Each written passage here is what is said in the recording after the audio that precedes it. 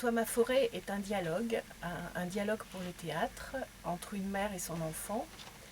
La fillette questionne, explore, cherche à connaître qui est cette Marguerite Duras qui lui a envoyé une lettre en juin 1994, c'est-à-dire quelques mois après sa naissance.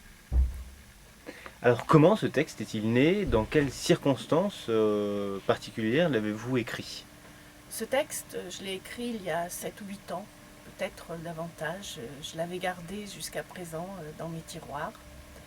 Je me souviens, c'était l'été. Yann Andrea, le dernier compagnon de Marguerite Duras, venait parfois à la maison. Il poussait la grille vers 10 heures le matin. On était heureux de parler d'elle. Les vivants sont là pour ça, parler de ceux qui ne sont plus là. Yann Andrea, lui aussi, n'est plus là. L'enfant, ma fille, circulait dans la maison. Elle me questionnait parfois sur cette MD.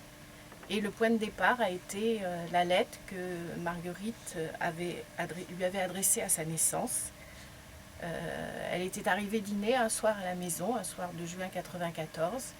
Et avec cette lettre, selon Yann, c'est un des derniers textes longs qu'elle ait écrit. Alors, vous dites que vous l'aviez gardé jusqu'à présent, pourquoi le montrer maintenant, le donner à lire? La lettre était adressée à Éléonore, qu'elle nomme Éléonore de la Forêt, et elle se nomme elle-même Marguerite Duras de la Forêt. C'est dire qu'elle voulait créer une filiation avec cette jeune enfant. Mais à travers Éléonore, elle s'adresse à tous les enfants, les jeunes lecteurs, les petits élèves à qui, à l'approche de la mort, Marguerite Duras de la Forêt dédiait, comme elle l'a toujours fait, tout ce qu'elle a écrit.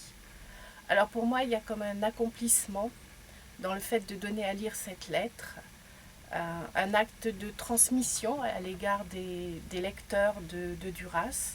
Et j'espère que ce texte leur rend Marguerite Duras plus proche.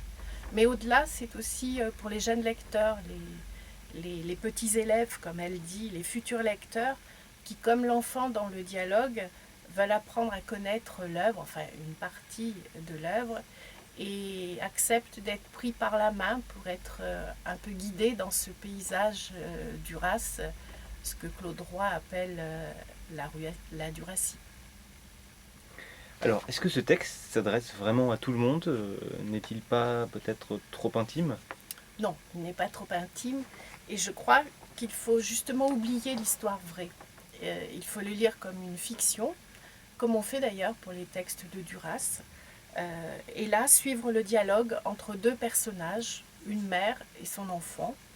Une mère en osmose avec son enfant, douce, compréhensive, l'enfant attentive, révoltée parfois, révoltée contre l'absurdité des choses, l'absurdité de l'absence, enfin la cruauté plutôt de l'absence.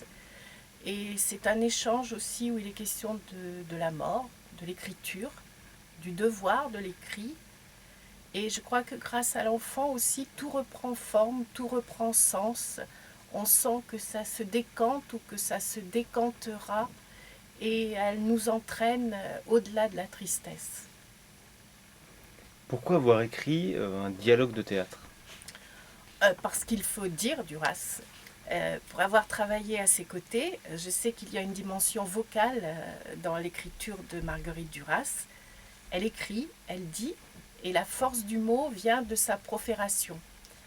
L'écriture est contaminée par la lecture à haute voix.